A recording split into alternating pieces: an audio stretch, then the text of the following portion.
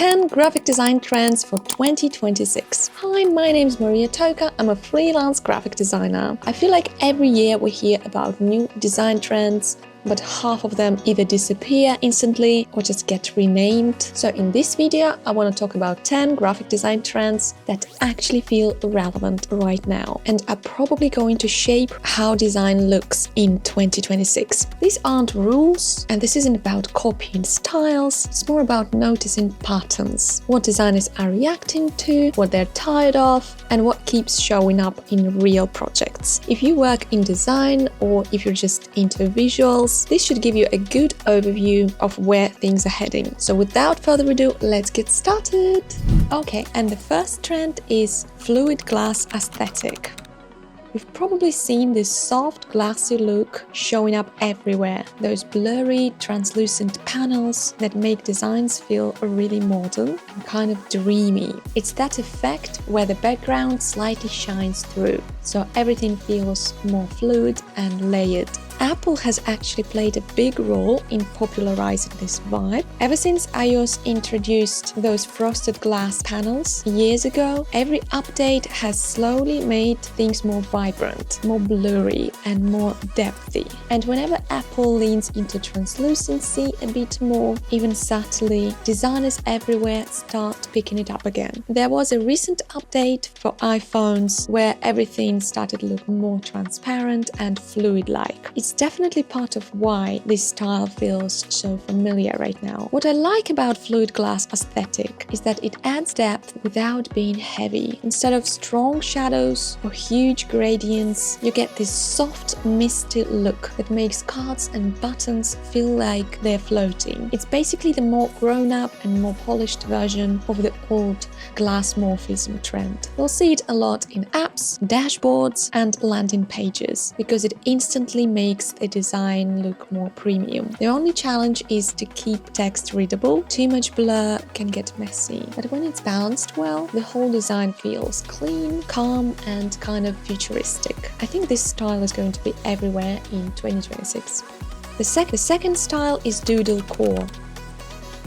It's pretty much the opposite of clean, polished, and minimal design. This style is all about messy lines, playful scribbles, and drawings that look like they came straight out of someone's sketchbook. Things aren't perfectly aligned, shapes are uneven, and nothing feels too serious. And that's exactly the point. Designers are intentionally making things look more naive and childlike and imperfect. You'll see hand-drawn icons, wobbly outlines, scribbly illustrations, and fonts that almost look like a kid drew them. It feels spontaneous and raw, like someone had fun while making it, instead of overthinking every pixel. What's really interesting is why doodlecore is becoming popular again. We're surrounded by super polished branding and AI imagery that all start to look the same and soulless. So this messy, human-looking style feels very refreshing. Even though it was already becoming popular in the previous years, now it's having its moment more than ever before. It shows personality, emotion, and a sense of play, things that are really hard for AI to fake convincingly. You'll see doodlecore in a lot of posters, social media graphics, editorial design, packaging, and branding for creative and lifestyle brands. It's especially popular with brands that want to feel friendly, expressive, or a bit rebellious. Doodlecore doesn't try to look perfect or expensive, it tries to look alive. And I think that's why this trend is going to be huge in 2026. The next trend is called analog chaos.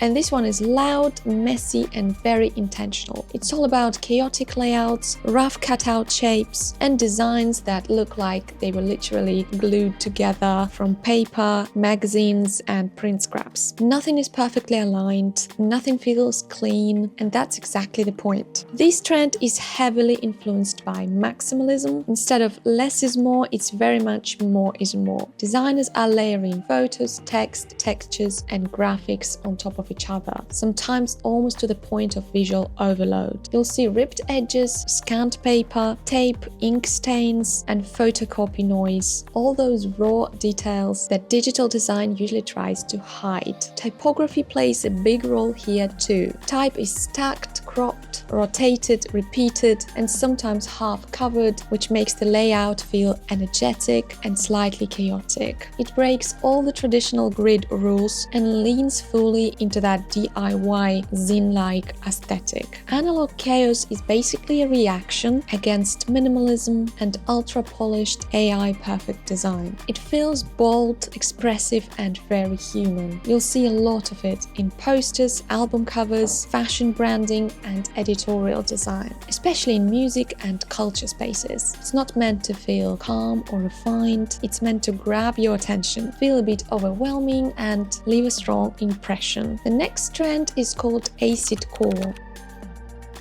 And this one is all about blur, color, and distortion. Everything looks like it's melting, fading, or slightly out of focus on purpose. Designers are using heavy blur and neon, acid-colored gradients that bleed into each other. A big part of that trend is how those colors sit right on edges of things, around text, shape, images, and sometimes the entire layout. Instead of clean outlines, you'll get these glowing, color-shifted edges that make everything feel unstable and alive. Type often looks like it's vibrating, dissolving, or blending into the background because of these gradient halos. Even simple shapes feel more dynamic when they're surrounded by acid color fades. Acid core sits somewhere between digital psychedelia and modern motion design. Each static posters can feel like they're moving just because the colors are so active. You'll see this a lot in music visuals, posters, fashion branding, and experimental social content, where vibe matters more than clarity. This trend is very much a reaction to clean, minimal design. Instead of sharp lines and perfect contrast, acid core leans into atmosphere, emotion, and sensory overload. It's not about being easy to read, it's about creating a feeling, and that's why acid core is going to be everywhere in 2026. I think so. The next trend is called tactile analog warmth. And this one is all about texture. It's a move away from flat, perfect digital design and move towards visuals that feel physical and handmade. You'll see a lot of grain, paper textures, brush strokes, fabric, and especially needlepoint and embroidery details that make designs feel like you could actually touch them. Instead of clean vector shapes, designers are layering rough edges, stitched lines, and natural imperfections. Embroidered type, stitched illustrations, and fabric-like surfaces add depth and warmth in a really subtle way. Nothing looks perfectly smooth, and that's exactly what makes it feel real and human. This trend pulls a lot from traditional crafts, things like printmaking, painting, collage, ceramics, and textile work. Even when the final design is digital, it carries that analog, handmade feeling. It slows things down and gives designs a more thoughtful, emotional quality. You'll see tactile analog warmth a lot in branding, packaging, editorial design, and lifestyle visuals, especially for brands that want to feel warm, honest, and grounded. It's a clear reaction to AI perfect visuals and hyper clean minimalism. Instead of precision, this trend focuses on texture, warmth, and human touch. The next trend is called neo-brutalist utilitarian design. And this one is intentionally plain. It's not trying to be pretty, expressive, or eye-catching. The goal here is simple. Function first, visuals second. Designs in this style look almost unfinished on purpose. You'll see very basic layouts, neutral colors, and almost no decoration at all. No gradients, no textures, no visual drama, just what's necessary to communicate the message. What's interesting is that this boring look is actually very intentional. It feels honest and direct, like the design isn't trying to manipulate you or sell you anything. In a world full of flashy branding and over-designed visuals, this kind of blunt simplicity stands out. Neo-brutalist utilitarian design works especially well for tools, platforms, and information-driven products where clarity matters more than aesthetics. It's quiet, serious, in a very understated way, and that's why this trend is growing. Sometimes the strongest statement is not decorating at all. The next trend is called neo-folk aesthetic.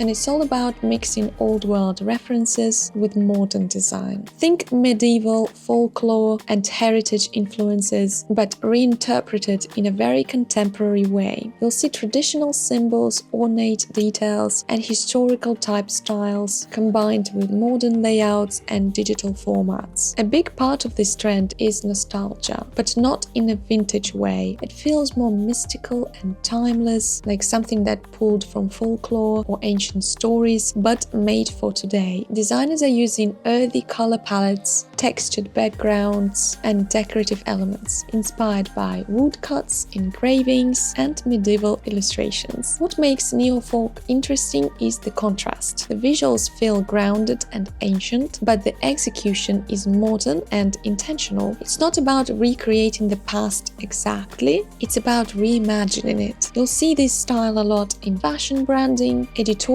design, album covers, and cultural projects. It works really well for brands that want to feel authentic, symbolic, and a bit mysterious. Neo-folk feels calm, rich, and meaningful, and that's why it's becoming such a strong visual trend in 2026. The next trend is called gradient bloom.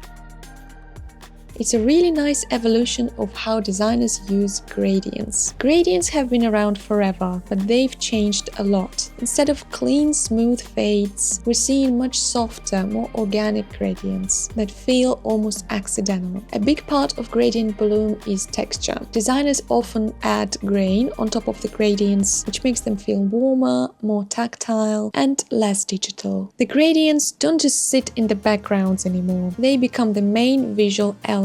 What's new is how these gradients form shapes. You'll see abstract blobs, cloudy forms, and blurry flower-like shapes that sometimes even look like spray paint or ink spreading on paper. The edges are soft, uneven, and imperfect, which gives the whole design very atmospheric, dreamy vibe. Gradient bloom is used a lot in posters, branding, and editorial design, where mood matters more than structure. It feels expressive without being overwhelming and soft without being boring. This trend shows how gradients have matured over time. They're no longer just a background tool, but a full visual language. The next trend is called Zeitgeist. And it's all about that messy, personal, scrapbook-style look. It feels very analog and playful, like someone's private journal or a handmade zine rather than a polished brand layout. Nothing is perfectly aligned, and everything looks collected over time, instead of designed all at once. A big part of Zeitgeist design is the amount of small details. You'll see little trinkets, stickers, doodles, handwritten notes, arrows, highlights, tape, and random images scattered across the layout. These elements don't always have a clear hierarchy, they're just there to tell a story or to capture a feeling. It often looks like a collection of memories, screenshots, photos, notes, thoughts, references, and textures all layered together. The design feels very intimate and personal, almost like you're looking through someone's sketchbook or notes app. That's what makes it so engaging. It feels honest and human. Zeitgeist design works really well for editorial projects, social media, personal brands, and lifestyle visuals. It's playful, nostalgic, and full of character. In a world of clean, minimal, and overly perfect design, this trend stands out by feeling real, emotional, and deeply personal. And the last trend I want to tell you about is technical futurism. And this one is inspired by sci-fi interfaces and blueprint-style visuals. It looks like the UI of some imaginary future systems rather than a real app or website. Think screens full of lines, panels, numbers and diagrams that feel technical, precise and a bit cold. A big part of this trend is structure and detail. Designers use interface frames, grids, measurements and schematic lines to create the feeling of complex systems. A lot of the information looks functional, but it's actually decorative. It's there to build atmosphere, not usability. You'll often see monochrome or limited color palettes, thin lines, sharp contrast, and very controlled layouts. Everything feels intentional, calculated, and almost machine-like. Even static designs can feel interactive, like you're looking at a paused screen from a sci-fi movie. Technical futurism is popular in posters, editorial design, fashion visuals, and motion graphics, especially for tech, music, and concept-driven projects. It's not warm or emotional, it's analytical, speculative, and futuristic, and that's exactly why it works. This trend taps into our fascination with systems, data, and imagined futures, and it's going to be a strong visual direction going into 2026. So yeah, those are 10 design trends that I think are going to be big in 2026. Some of them are very expressive, some are super minimal, and some kind of sit in between, which honestly makes sense for where design is right now. You definitely don't need to use all of them. Most designers naturally gravitate towards one or two, and that's enough. As long as it fits your taste and style, that's fine. Trends are more useful as reference points than something to follow exactly. If one of these stood out to you, I'd be curious to know which one and why. Please let me know in the comments down below. And if you want more videos like this, please consider subscribing. I post about design, style, and my creative process. Thank you so much for watching and see you guys next time. Bye!